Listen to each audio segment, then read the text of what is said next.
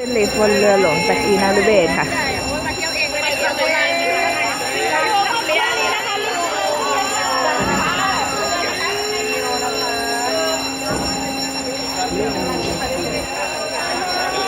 ลิฟต์กำลังขึ้นไปเรื่อยๆด้วยจากมา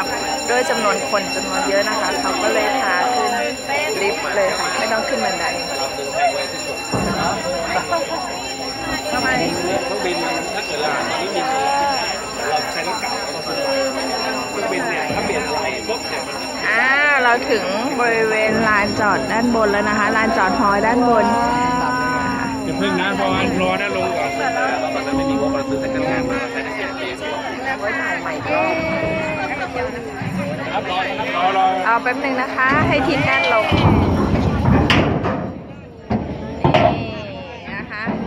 มากับชนพันธุ์ก็ดีอย่างนี้นะคะ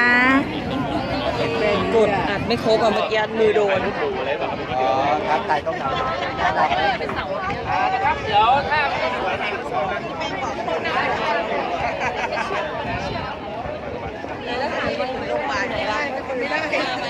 อยากให้พี่บอสกับพี่เบสแล้วก็คุณพ่อมาด้วยนะคะไม่ได้ค่ะ